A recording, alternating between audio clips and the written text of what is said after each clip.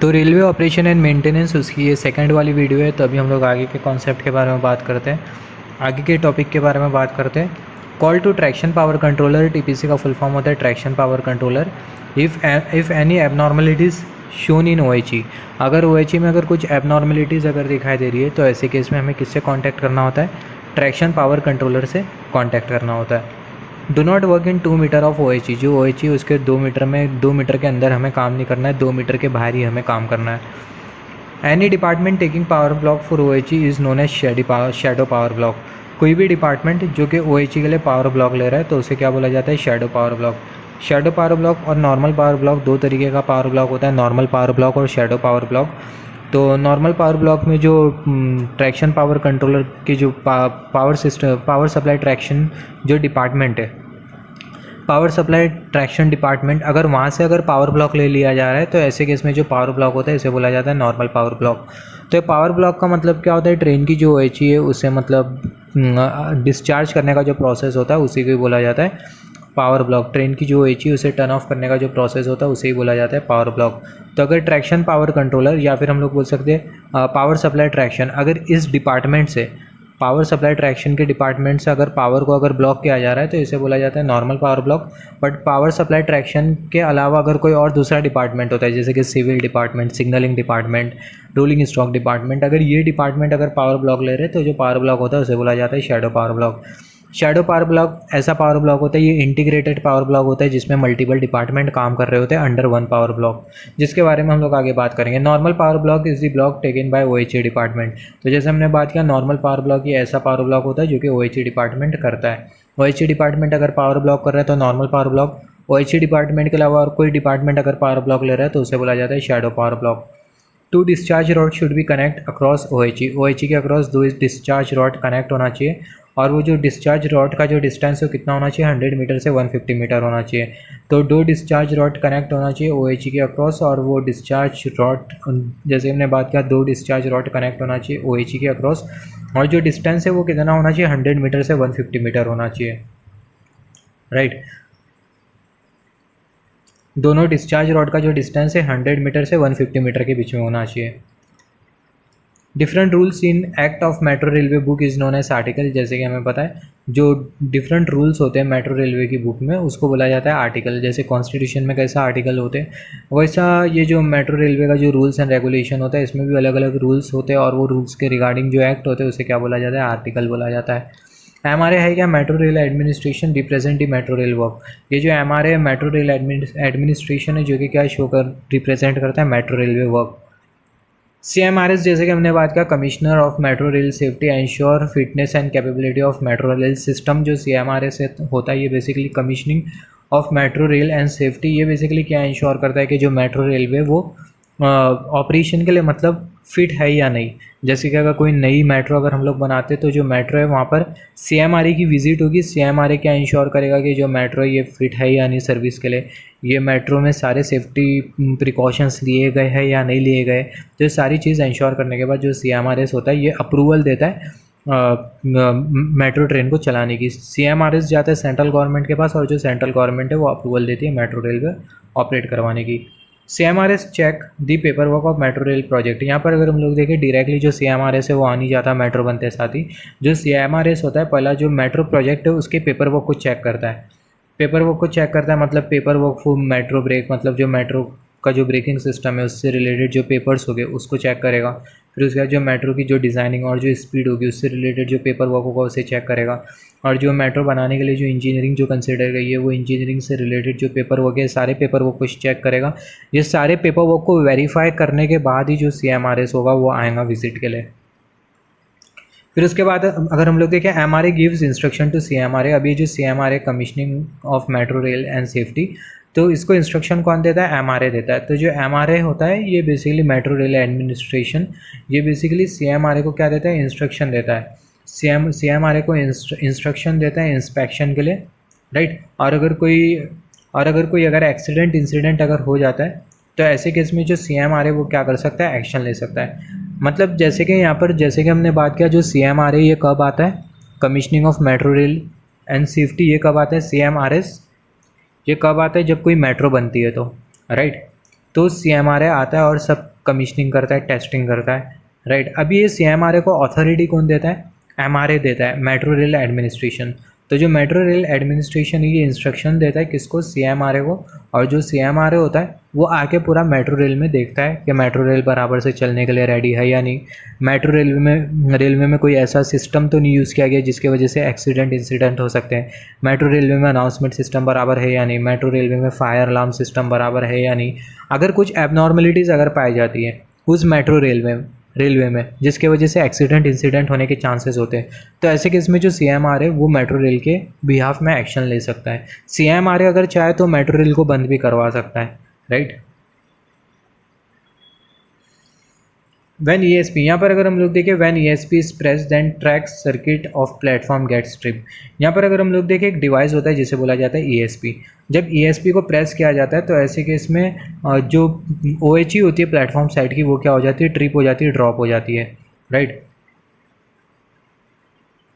ESP बोल सकते हैं या फिर बोल सकते हैं ETS बोल सकते हैं, एमरजेंसी ट्रिप सिस्टम।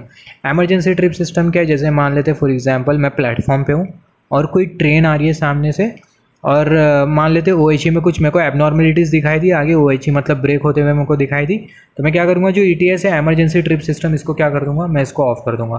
तो जब मैं एमरजेंसी ट्रिप सिस्टम को एक्टिवेट कर दूँगा, एमरजेंसी ट्रिप सिस्टम को जब मैं प्रेस कर दूँगा तो ऐसे केस में होगा क्या? जो स्टेशन की जो OHE होगी वो क्या हो जाएंगी? बंद हो जाएंगी, राइट। अब स्टेशन पे जब ट्रेन जाती है तो ऐसे केस में जो स्कीपिंग स्पीड होती है कितनी होती है? 20 kmph।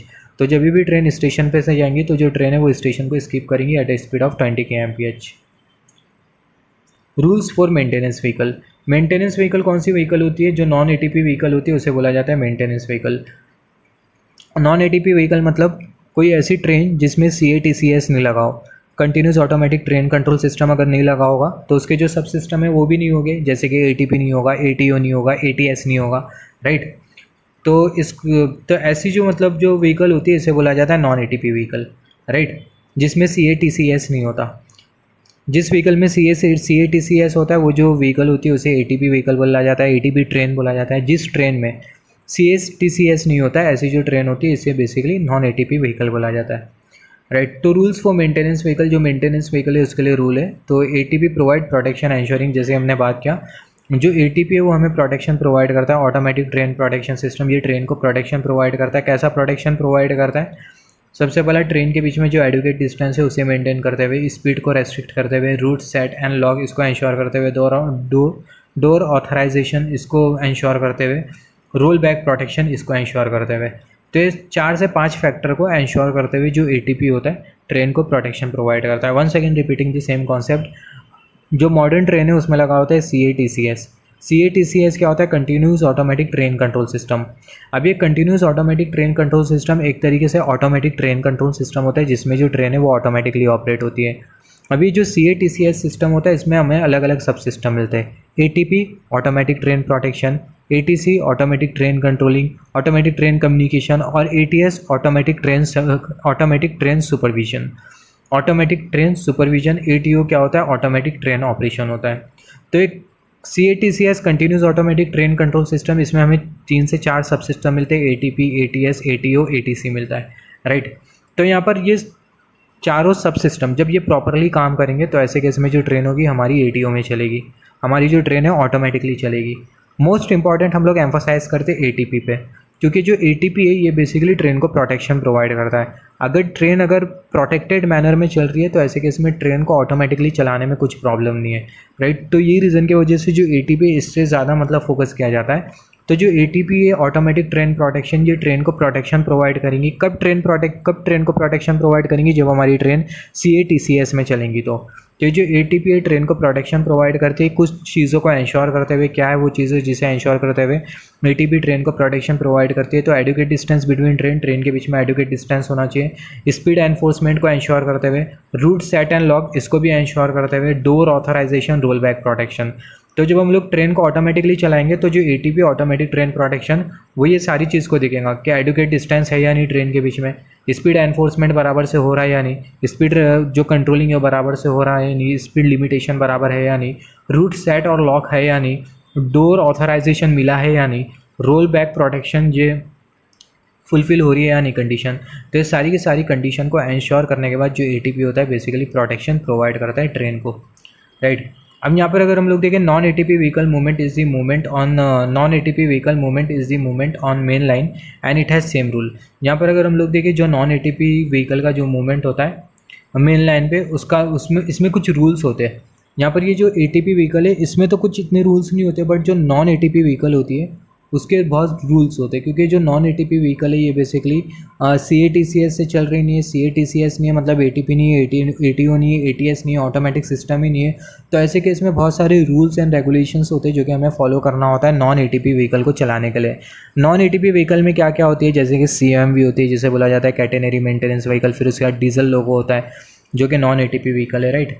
तो ये सब सारे है क्या, ये सारे के सारे नॉन एटीपी व्हीकल है। हमें इतना पता होना चाहिए कि जो नॉन एटीपी व्हीकल है उसे मेन लाइन पे चलाने के लिए बहुत सारे रूल्स एंड रेगुलेशंस होते हैं, राइट। यहाँ तक कि अगर हम लोग देखें जो नॉन एटीपी सिग्नल है, जो नॉन एटीपी जो ट्रेन होती है, ATP train non ATP train, ATP बोल रहे हैं CATCS इसको नहीं बोलेंगे क्योंकि बहुत ज़्यादा मतलब एक्सप्लेनेशन हमें कंसिडर करना होगा। तो एटीपी मतलब ऑटोमेटिक ट्रेन प्रोटेक्शन, मतलब ऑटोमेटिक ट्रेन ऑपरेशन हम लोग कंसिडर करते हुए चलते हैं। तो ट्रेन हमारी जब एटीपी में चलेंगी तो ऐसे केस में जो वायलेट सिग्नल होता है, यहाँ पर ये जो मेट्रो रेलवे होती है इसमें अलग अलग सिग्नल होते हैं।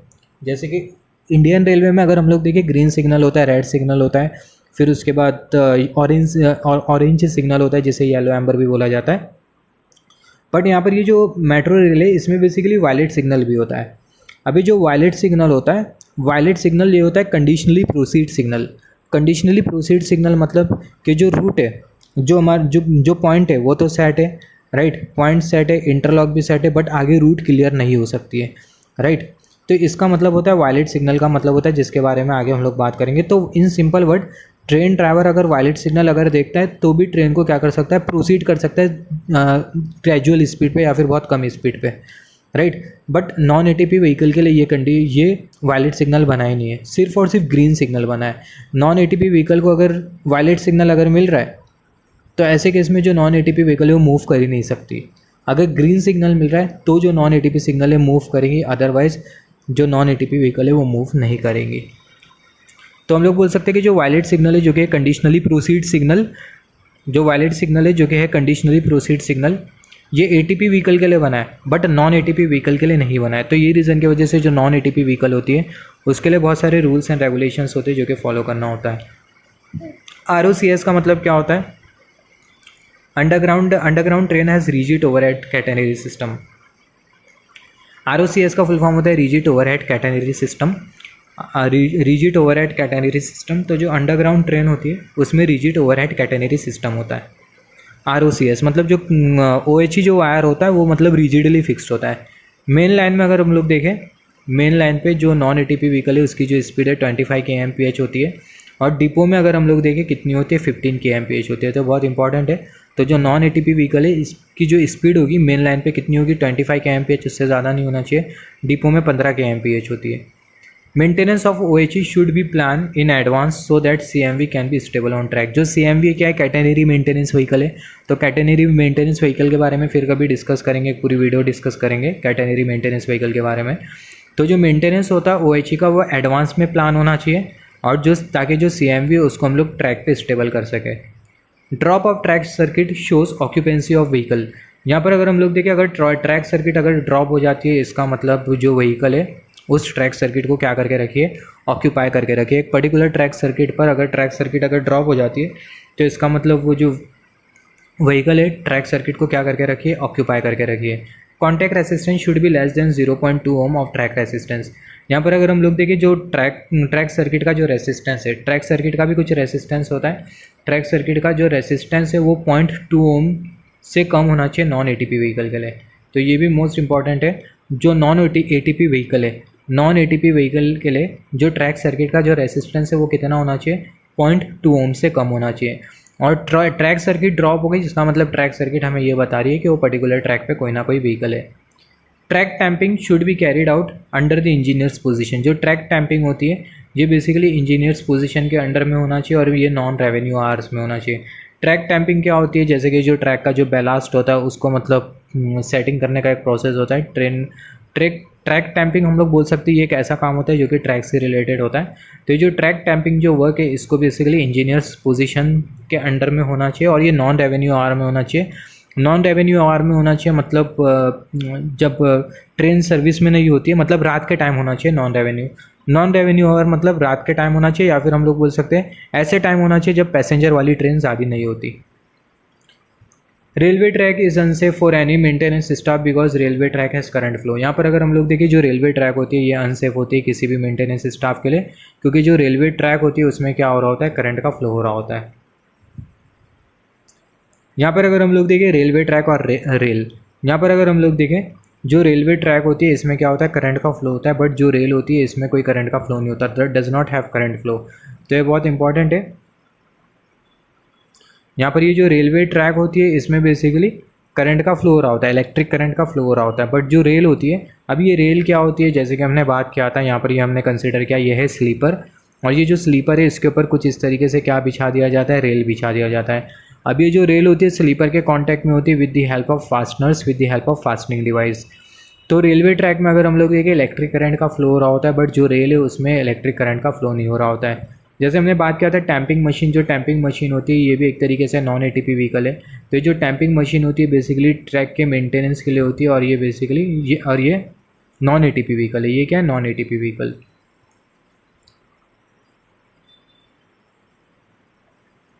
यहाँ पर अगर हम लोग देखें जो ट्रैक में हम लोग जो बैलास्ट जो यूज़ करते हैं वो बैलास्ट का कितना होता है उसके बारे में बात करेंगे, राइट। तो यहाँ पर 65 45 22 का बैलास्ट यूज़ करते हैं। तो ये बहुत इंपॉर्टेंट है। बैलास्ट का जो साइज़ होता है रेलवे में, जो बैलास्ट जो यूज़ किया जाता है स्लीपर के अक्रॉस, तो जो बैलास्ट का जो साइज़ होता है वो कितना होता है, 22 45 65 ये बैलास्ट का साइज़ होता है। तो 65 45 25 is the ballast of railway. Crib ballast क्या होता है, स्लीपर्स के बीच में जो ब्लास्ट होता है उसे बोला जाता है क्रिप ब्लास्ट, और जो स्लीपर्स के आजू बाजू जो ब्लास्ट होता है उसे बोला जाता है शोल्डर ब्लास्ट। जैसे कि अगर हम लोग देखें यहाँ पर ये स्लीपर के बाद एक और एक स्लीपर लगा होगा, तो दो स्लीपर के बीच में जो ब्लास्ट होता है उसे बोला जाता है क्रिप ब्लास्ट। तो क्रिप ब्लास्ट दो स्लीपर के बीच में होता है, शोल्डर ब्लास्ट ये बेसिकली स्लीपर के आजू बाजू होता है। Gauge face is the wheel face which is in contact with the wheel and rail. तो यहाँ पर ये जो गेज फेस होता है ये क्या होता है, ये व्हील का फेस होता है जो कि बेसिकली रेल के कांटेक्ट में रहता है। हम लोग ऐसा भी बोल सकते हैं जो गेज फेस है, जैसे फॉर एग्जांपल अगर हम लोग देखें यहाँ पर ये हमने कंसिडर किया ये है ट्रेन का व्हील। एरो की टिप अगर हम लोग ये कर्सर की टिप अगर केयरफुली नोटिस करें तो ये है क्या, ये जो है ये है फ्लैंज, और यहाँ पर ये है थ्रेड। तो यहाँ पर अगर हम लोग देखें यहाँ पर जो व्हील का ये वाला जो है, थ्रेड का ये वाला जो पार्ट है कॉर्नर वाला पार्ट, वो ये रेल के कॉन्टेक्ट में, और यहाँ पर अगर हम लोग देखें थ्रेड का ये वाला जो पार्ट है वो ये रेल के कांटेक्ट में। तो इसको क्या बोला जाता है, गेज फेस। तो जो गेज फेस होता है ये व्हील का ऐसा पार्ट होता है जो कि व्हील और रेल के कांटेक्ट में होता है, राइट। तो गेज फेस एक ऐसा पार्ट होता है व्हील का, एक ऐसा फेस होता है व्हील का जो कि रेल और व्हील के कांटेक्ट में होता है। Train moves in curve due to coning of wheel. यहाँ पर जो ट्रेन का जो व्हील होता है वो कौन से शेप में होता है, कोन शेप में होता है, कॉनिकल शेप में होता है, और जो ट्रेन है वो बेसिकली कर्वेचर में मूव होती है due to conical shape of wheel. 60 kg rail weight of 1 metre, right. Low vibration track in line 3, ये हमें स्किप कर देना है। रेडियस 500 मीटर और less than that of the track is provided with guard rail. यहाँ पर अगर हम लोग देखें गार्ड रेल के बारे में, इससे पहले हमने बात किया जब ट्रैक के स्ट्रक्चर के बारे में बात कर रहे थे, गार्ड रेल। अब ये गार्ड रेल क्या होती है, बेसिकली ट्रेन जब डिरेल होती है तो ऐसे केस में जो ट्रेन है पूरी तरीके से नीचे ना गिर जाए, तो ये रीज़न की वजह से हमने गार्ड रेल लगा के रखा है। तो रेडियस 500 मीटर और less than that of the track, यहाँ पर अगर हम लोग देखें कोई ट्रैक जिसका रेडियस 500 मीटर है या फिर 500 मीटर से कम है, कोई ऐसी ट्रैक जिसका रेडियस 500 मीटर है या फिर 500 मीटर से कम है, तो ऐसी जो ट्रैक है उसको किससे प्रोवाइड कर दिया गया है, गार्ड रेल से प्रोवाइड कर दिया गया है, राइट। तो ऐसी ट्रैक जिसका रेडियस 500 मीटर है या फिर 500 मीटर से कम है, तो ऐसी जो ट्रैक है उसे गार्ड रेल से प्रोवाइड कर दिया गया है। Scissor cross over has 4 turn out. जो सीजर क्रॉस ओवर होता है उसमें कितना टर्न आउट होता है, 4 टर्न आउट होता है। अब 4 टर्न आउट में हमें क्रॉसिंग कितनी मिलती है, 4 क्रॉसिंग मिलती है। तो ये बहुत इंपॉर्टेंट है। सीजर क्रॉस ओवर में हमें 4 टर्न आउट मिलता है, और 4 टर्न आउट में हमें कितनी क्रॉसिंग मिलती है, 4 क्रॉसिंग मिलती है। 4 turn out has 4 crossing. Scissor cross over में 4 टर्न आउट, 4 टर्न आउट में 4 crossing. Incident is the delay in the train, also not only the accident comes in incident. यहाँ पर अगर हम लोग देखें इंसिडेंट का मतलब क्या होता है, इंसिडेंट एक छोटी से छोटी माइनर चीज़ें होती हैं, राइट। जैसे कि अगर ट्रेन अगर डिले हो गई तो ये भी किस में आया, इंसिडेंट में आया। एसी पैनल बराबर से काम नहीं कर रहा है, कूलिंग कम है, तो ये भी किस में आया, इंसिडेंट में आया। Point at which track is change, route is set, signal is activated is known as interlocking. तो ये जो इंटरलॉकिंग क्या है, जो इंटरलॉकिंग एक ऐसा पॉइंट है जहाँ पर ट्रैक चेंज होती है, रूट सेट होता है, सिग्नल एक्टिवेट हो जाता है, इसे क्या बोला जाता है, इंटरलॉकिंग बोला जाता है। तो इंटरलॉकिंग हम लोग बोल सकते हैं एक ऐसा जोन है जो कि इंश्योर करता है कि ट्रैक का जो पॉइंट है वो चेंज है। पॉइंट क्या होता है, पॉइंट एक ऐसा मतलब सेक्शन, एक ऐसा जोन होता है जहाँ से जो ट्रेन है वो एक ट्रैक से दूसरे ट्रैक में क्या हो रही होती है, स्विच हो रही होती है। तो जो इंटरलॉकिंग होता है ये एक ऐसा सिस्टम होता है जो कि इंश्योर करता है कि जो पॉइंट है वो सेट है, रूट सेट है, और जो सिग्नल है वो भी क्या है, वो भी एक्टिवेटेड है, राइट। तो इंटरलॉकिंग यह इंश्योर करता है कि पॉइंट सेट है मतलब ट्रेन कौन सी डायरेक्शन में जाने वाली हो, ट्रैक सेट है, रूट सेट है और सिग्नल एक्टिवेटेड है, इसी को ही बोलते हैं interlocking, right. Central control OCC, local control every station. यहाँ पर अगर हम लोग देखें ओसीसी, जैसे कि हमने बात किया था ऑपरेशन कंट्रोल सेंटर, ये जो ऑपरेशन कंट्रोल सेंटर होता है क्या करता है, ट्रेन के सारे जो ऑपरेशंस होता है उसे कंट्रोल कर रहा होता है। तो जो ओसीसी से जो कंट्रोल होता है इसे बोला जाता है सेंट्रल कंट्रोल, ओसीसी से जो कंट्रोल होता है उसे बोला जाता है सेंट्रल कंट्रोल। और हर स्टेशन के थ्रू ट्रेन का जो कंट्रोलिंग होती है उसे बोला जाता है लोकल कंट्रोल। और हर स्टेशन पे ट्रेन को कौन कंट्रोल करता है, स्टेशन कंट्रोलर करता है। स्टेशन कंट्रोलर करता है मतलब जैसे फॉर एग्जांपल मान लेते हैं अगर स्टेशन पे ट्रेन की स्पीड को अगर कंट्रोल करना हो तो ऐसे केस में जो स्टेशन कंट्रोलर होगा वो क्या करेगा, फ्लैग शो करेगा। तो स्टेशन कंट्रोलर कर क्या रहा है, एक तरीके से ट्रेन को कंट्रोल कर रहा है। तो सिंपल वर्ड में हम लोग बोल सकते हैं अगर कंट्रोलिंग अगर स्टेशन के थ्रू हो रही है किसी भी चीज़ की तो उसे बोला जाता है लोकल कंट्रोल। कंट्रोलिंग अगर ओसीसी के थ्रू हो रही है तो इसे बोला जाता है central control. Moving block train is healthy train in CBTC. यहाँ पर अगर हम लोग देखें सीबीटीसी क्या है, communication based train control system होता है। और communication based train control system, इसमें हमें जो ब्लॉक जो मिलता है वो हमें मिलता है मूविंग ब्लॉक, राइट। सीबीटीसी सिस्टम में अगर ब्लॉक अगर मूव हो रहा है इसका मतलब जो ट्रेन है वो हेल्थी है। सीबीटीसी सिस्टम में अगर ब्लॉक अगर मूव नहीं हो रहा है इसका मतलब जो ट्रेन है वो हेल्थी नहीं है। तो जो सीबीटीसी सिस्टम है इसमें हमें मूविंग ब्लॉक मिलता है और नॉन सीबीटीसी सिस्टम में हमें बेसिकली फिक्स ब्लॉक मिलता है। Fix block train is faulty train in CBTC. जैसे कि हमने बात किया सीबीटीसी सिस्टम में अगर ब्लॉक अगर मूव हो रहा है, ब्लॉक लेंथ जैसे कि हमने बात किया था जब हम लोग ट्रैक सर्किट के बारे में बात कर रहे थे, तो सीबीटीसी सिस्टम ये ऐसा सिस्टम होता है जिसको हम लोग रिकॉग्नाइज कर सकते हैं with the help of moving block. मतलब जो ट्रेन है उसकी कंडीशन को हम लोग रिकॉग्नाइज आइडेंटिफाई कर सकते हैं with the help of moving block. तो सीबीटीसी सिस्टम में अगर ब्लॉक अगर मूव हो रहा है तो ऐसे केस में जो ट्रेन है वो हेल्थी ट्रेन है। सीबीटीसी सिस्टम में अगर ब्लॉक मूव नहीं हो रहा है, जो ब्लॉक है अगर वो फिक्स्ड है, तो इसका मतलब जो ट्रेन है वो फॉल्टी ट्रेन है।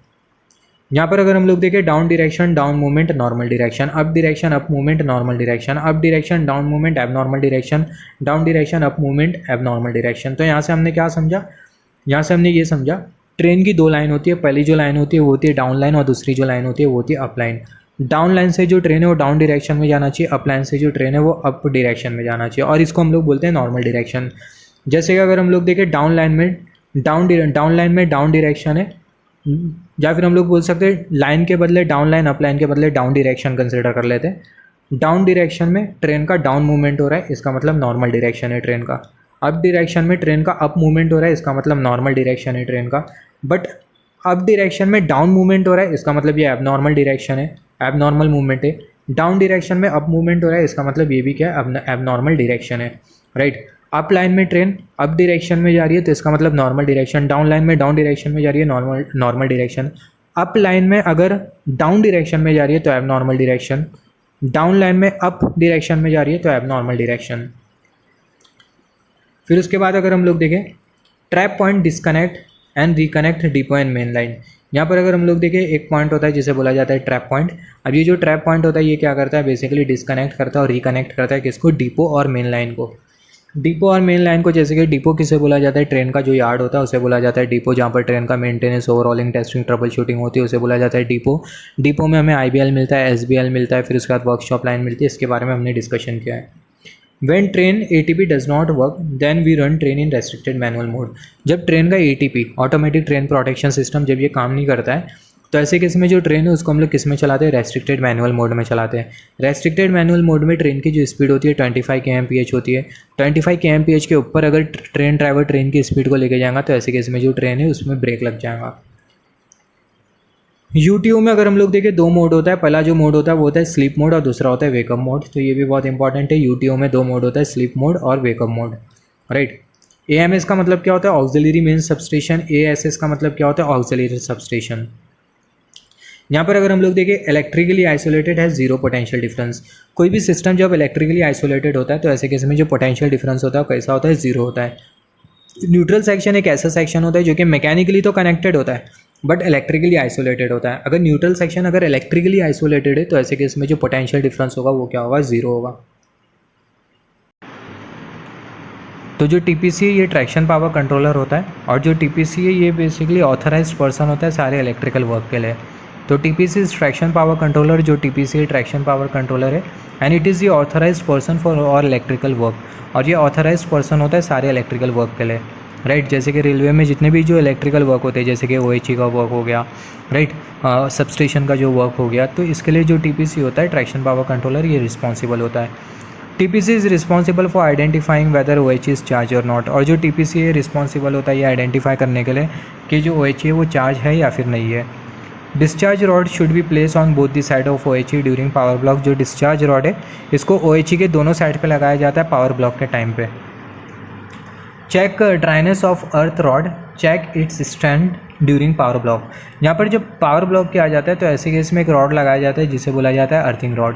तो अर्थिंग रॉड लगाने के टाइम ये जो अर्थिंग रॉड है इसकी ड्राइनेस को देखा जाता है और जो अर्थिंग रॉड है उसके स्ट्रेंथ को भी देखा जाता है, राइट। स्ट्रेंथ बराबर है या नहीं, अगर स्ट्रेंथ अगर डैमेज होते तो ऐसे केस में जो अर्थिंग रॉड है उसे नहीं यूज़ किया जाता है, राइट। अर्थिंग रॉड कब लगाते, जब पावर ब्लॉक लेते हैं तो ऐसे केस में जो आइसोलेटर होता है उसे क्या कर दिया जाता है, ओपन कर दिया जाता है। आइसोलेटर को जब ओपन कर दिया जाता है सबसे पहला जो ट्रैक्शन पावर कंट्रोलर होता है वो क्या करता है, जो ट्रैक्शन पावर कंट्रोलर होता है उससे हम लोग अप्रूवल ले लेते हैं।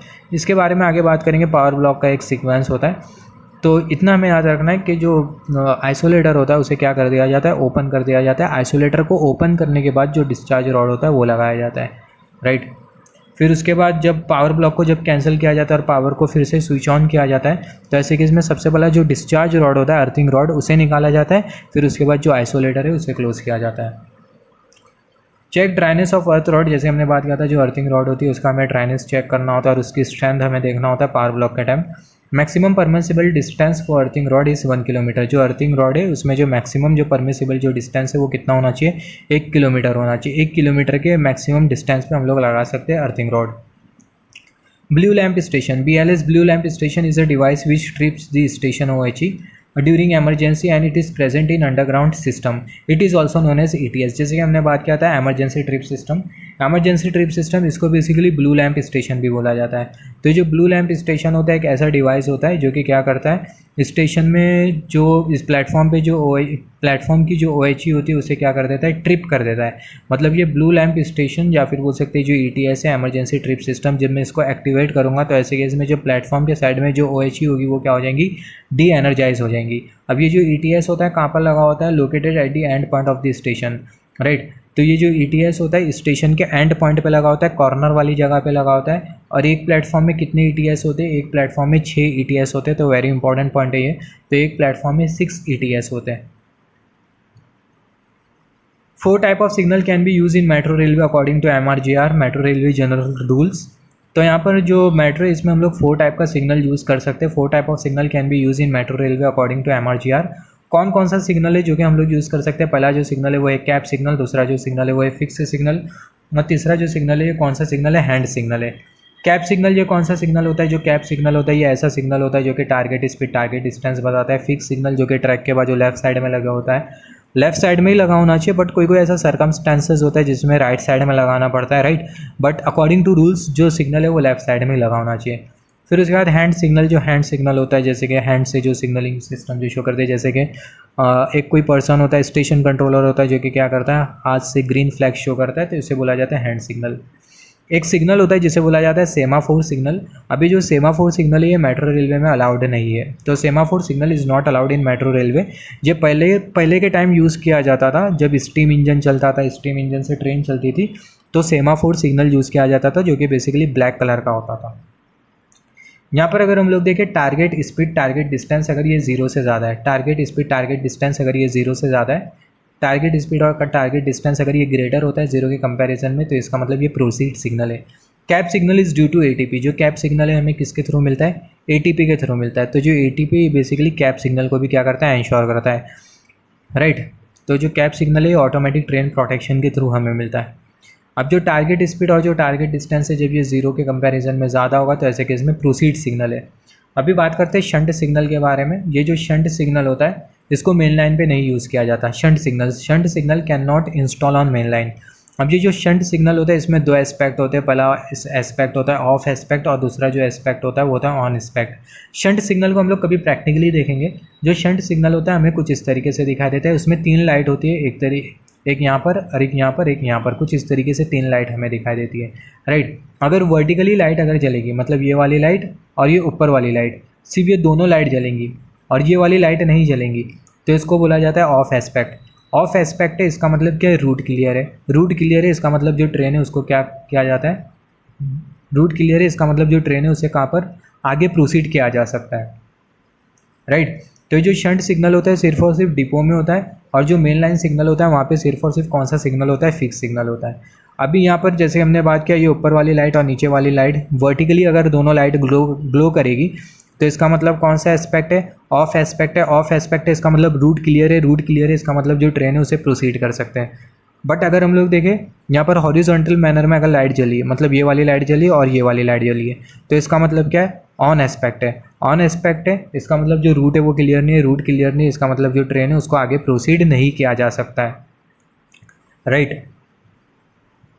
फिर उसके बाद अगर हम लोग देखें वायलेट सिग्नल होता है। वायलेट सिग्नल जैसे कि हमने बात किया था कंडीशनली प्रोसीड सिग्नल होता है वायलेट कलर का, and this signal is only for cap signal. ये जो वायलेट सिग्नल होता है सिर्फ कैप सिग्नल ट्रेन के लिए होता है, राइट। अगर ट्रेन में अगर कैप सिग्नल लगा है, राइट, कैप सिग्नल लगा है तो ये वायलेट सिग्नल को फॉलो किया जाता है।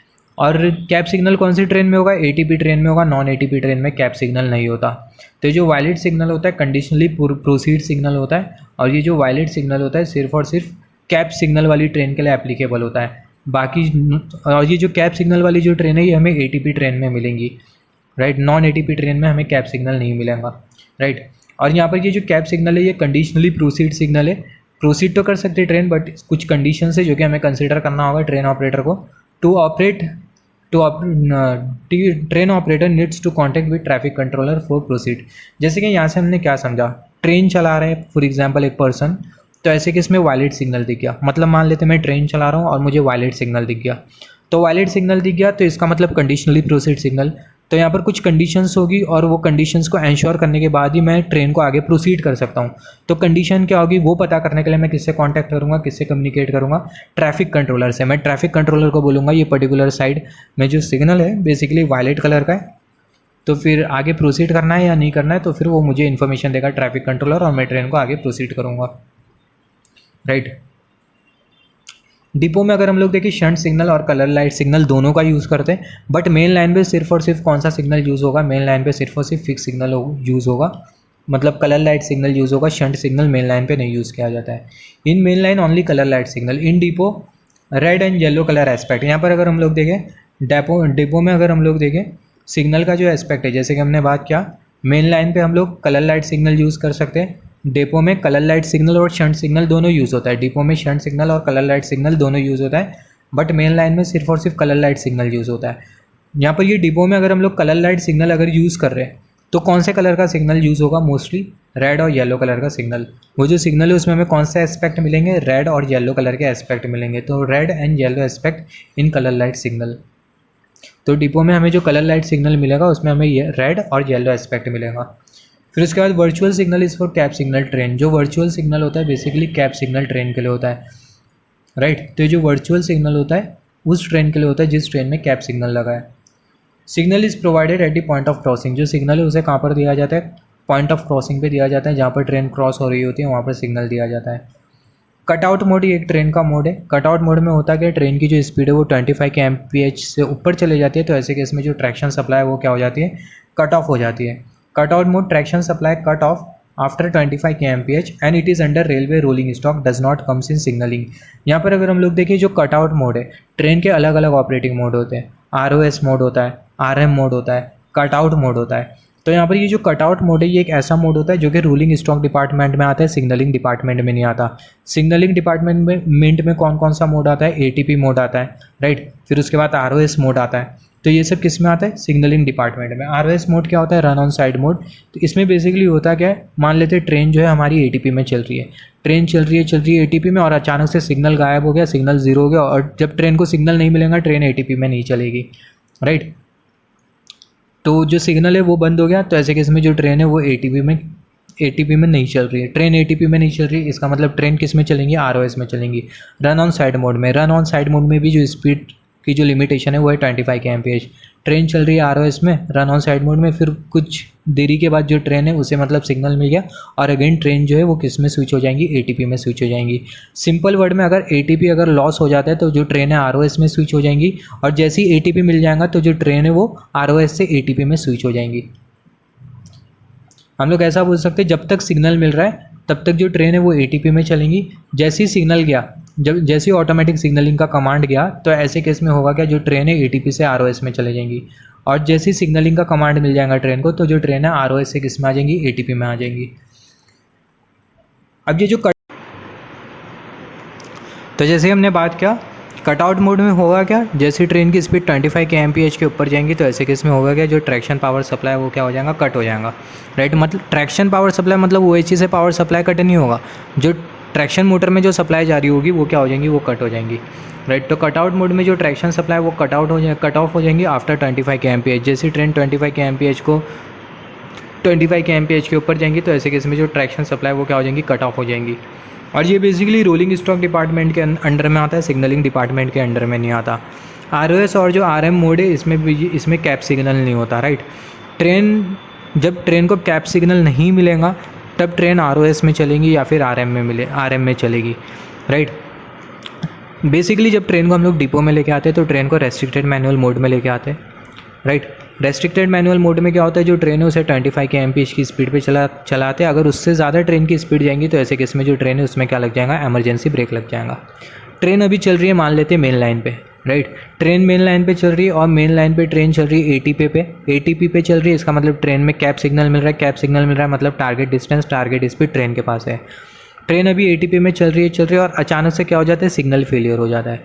अब सिग्नल अगर फेलियर हो गया तो ट्रेन एटीपी में नहीं चलेगी, तो ट्रेन किस में चले जाएंगी, आरओएस में चले जाएंगी, रन ऑन साइड मोड पे चले जाएंगी। ट्रेन की स्पीड होगी 25 kmph।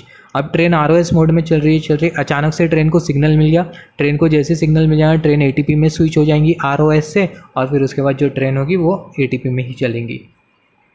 If cap signal is fail to operate, अगर कैप सिग्नल अगर नहीं चल पाता है then cap signal is fail to operate then train can be run in cutout mode but train can't go in main line. अगर cap signal अगर fail हो जाता है तो ऐसे केस में जो ट्रेन है कटआउट मोड में तो चलेगी, कटआउट मोड में चलेगी, बट जो ट्रेन है उसको मेन लाइन पे नहीं लेके जा सकते। ट्रेन को मेन लाइन पे लेके जाने के लिए जो एटीपी जो सिग्नल है ये इंपॉर्टेंट है, अगर एटीपी सिग्नल मिलेगा तो ही ट्रेन को मेन लाइन पे लेके जा सकते हैं। आरएम मोड हो गया, रेस्ट्रिक्टेड मैनुअल मोड हो गया, आरओएस मोड हो गया, कटआउट मोड हो गया। तो ये सारे के सारे जो मोड है ये डिग्रेडेड मोड है, और डिग्रेडेड मोड से ट्रेन को हम लोग मेन लाइन पर नहीं लेके जा सकते, राइट। फिर उसके बाद अगर हम लोग देखें अभी यहाँ पर ये प्लेटफॉर्म स्क्रीन डोर के बारे में थोड़ा, प्लेटफॉर्म स्क्रीन डोर यहाँ पर अगर हम लोग देखें प्लेटफॉर्म स्क्रीन डोर के कुछ टाइप होते हैं। प्लेटफॉर्म स्क्रीन डोर के कुछ टाइप होते हैं, जैसे कि प्लेटफॉर्म एज डोर होता है, मैनुअल सेकेंडरी डोर होता है, एमरजेंसी एस्केप डोर होता है, प्लेटफॉर्म स्क्रीन डोर होता है। तो टाइप्स ऑफ प्लेटफॉर्म डोर के टाइप है। तो प्लेटफॉर्म एज डोर, तो जो प्लेटफॉर्म एज डोर होता है बेसिकली प्लेटफॉर्म के एजेस पे लगा होता है। फिर उसके बाद मैनुअल सेकेंडरी डोर, यहाँ पर अगर हम लोग देखें ये सेकेंडरी डोर होता है जिसे मैनुअली ऑपरेट किया जाता है और ये मेंटेनेंस स्टाफ ही ऑपरेट करता है। एमरजेंसी एस्केप डोर, प्लेटफॉर्म पे ये ऐसा डोर लगा होता है जिसके थ्रू एमरजेंसी में मतलब पर्सन एस्केप हो सकता है। प्लेटफॉर्म स्क्रीन डोर का मतलब क्या होता है, जब ट्रेन प्लेटफॉर्म पर आके रुकती है तो ऐसे केस में जो प्लेटफॉर्म स्क्रीन डोर होता है वो क्या होता है, ओपन होता है। अब ये प्लेटफॉर्म स्क्रीन डोर ओपन होने के लिए ट्रेन जो है प्रॉपर डॉक करना चाहिए, या फिर डॉक करना चाहिए मतलब जो ट्रेन एक पर्टिकुलर लोकेशन पर आके रुकना चाहिए, तब जाके होगा क्या, जो प्लेटफॉर्म स्क्रीन डोर है वो क्या होगा, खुलेगा। पहला प्लेटफॉर्म स्क्रीन डोर खुलेगा, फिर ट्रेन का मेन डोर खुलेगा। तो स्क्रीन डोर खुला, ट्रेन का मेन डोर खुला, फिर जो पैसेंजर्स होके क्या करेंगे, ट्रेन को बोर्ड करेंगे, राइट। तो कुछ इस तरीके से ये प्लेटफॉर्म स्क्रीन डोर क्यों दिया है, पैसेंजर्स की सेफ्टी के लिए दिया है। अब यहाँ पर अगर हम लोग देखें for automatic reversal mode train should be under ATO mode. एक मोड होता है जिसे बोला जाता है automatic reversal mode. Automatic reversal mode में जो ट्रेन होगी ऑटोमेटिकली रिवर्स डायरेक्शन में जाएंगी। जब ट्रेन ऑटोमेटिकली रिवर्स डायरेक्शन में जाएंगी तो जो ट्रेन हो कौन से मोड में होना चाहिए, एटीओ मोड में होना चाहिए। ऑटोमेटिक एटीओ मोड मतलब ऑटोमेटिक ट्रेन ऑपरेशन मोड में। ATP mode is also known as coded manual mode. जो एटीपी मोड होता है इसे एक और एक नाम से जाना जाता है जो कि है कोडेड मैनुअल मोड।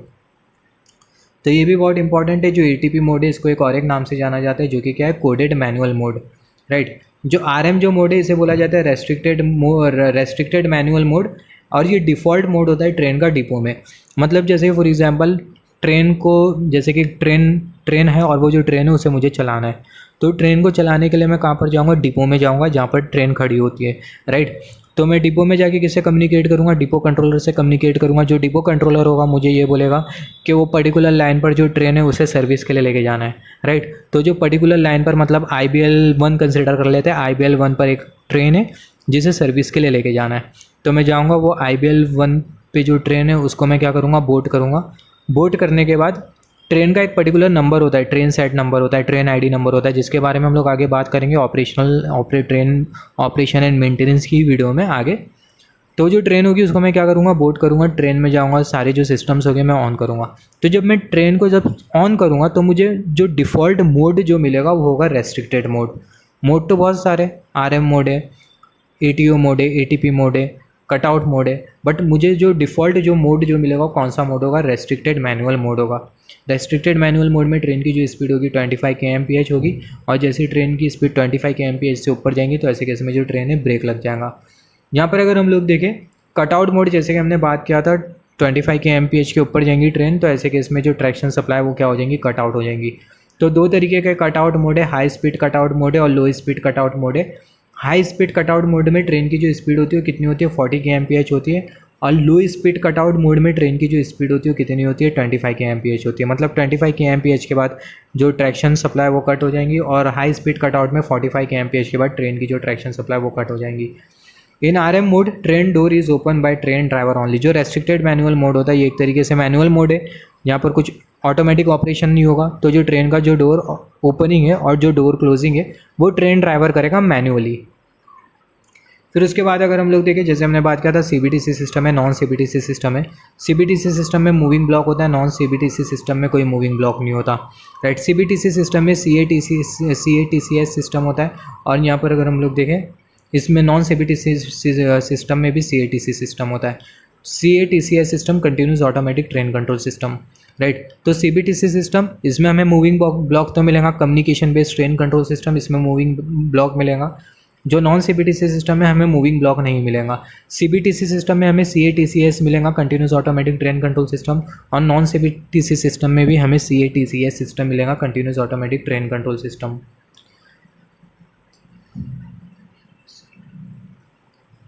यहाँ पर अगर हम लोग देखें all running line metro train should have signalling control system. जैसे हमने बात किया था रनिंग लाइन पे, मेन लाइन पे जितनी भी जो ट्रेन है उसमें सिग्नलिंग कंट्रोल सिस्टम होना चाहिए। सिग्नलिंग कंट्रोल सिस्टम होना चाहिए मतलब ट्रेन ATP में चलना चाहिए, ट्रेन का ऑपरेशन ऑटोमेटिक होना चाहिए। अगर ट्रेन डिग्रेडेड मोड में चल रही है तो उसको क्या मेन लाइन पे लेके जा सकते हैं, नहीं लेके जा सकते हैं। UTMS should prevent to stop train in neutral section. यहाँ पर अगर हम लोग देखें UTMS का मतलब क्या होता है, UTMS in this mode which is unattended train management system. UTMS का फुल फॉर्म क्या होता है, अनअटेंडेंट ट्रेन मैनेजमेंट सिस्टम। तो UTMS ये मोड में जिसका नाम है unattended train management system. Sleep और जो वेकअप जो मोड होता है वो क्या होता है, ऑटोमेटिकली होता है। जो UTMS जो ट्रेन होती है अनअटेंडेंट ट्रेन मैनेजमेंट सिस्टम, ये एक मतलब ऐसी ट्रेन होती है जिसमें कोई ड्राइवर नहीं होता। और ये जो ट्रेन होती है मतलब इसमें कुछ ये जो ट्रेन होगी ऑटोमेटिकली मतलब वेकअप होगी, सर्विस में जाएंगी, ऑटोमेटिकली डिपो में आएंगी और फिर उसके बाद स्लीप मोड में चले जाएंगी। तो जो UTMS है ये अनअटेंडेंट ट्रेन मैनेजमेंट सिस्टम, जिसमें ट्रेन का जो स्लीप मोड और जो वेकअप मोड होगा वो कैसा होगा, ऑटोमेटिकली होगा। Platform sided door is important in UTMS। यहाँ पर अगर हम लोग देखें अनअटेंडेंट ट्रेन मैनेजमेंट सिस्टम, इसमें जो प्लेटफॉर्म साइडेड डोर है ये मैंडेटरी है। प्लेटफॉर्म साइडेड डोर या फिर बोल सकते हैं platform screen door. UTMS should prevent to stop train in neutral section. Unattended train management system, ये कुछ इस तरीके से डिज़ाइन होना चाहिए कि जो ट्रेन है वो न्यूट्रल सेक्शन में स्टॉप ना हो। ट्रेन हमारी जो होती है, न्यूट्रल सेक्शन क्या होता है, जैसे हमने बात किया था, इलेक्ट्रिकली आइसोलेटेड होता है, मैकेनिकली कनेक्टेड होता है। तो जो UTMS है, ट्रेन को न्यूट्रल सेक्शन में स्टॉप नहीं होने देना चाहिए। Train defect should be under range और should be in such a way that we don't have to stop the train.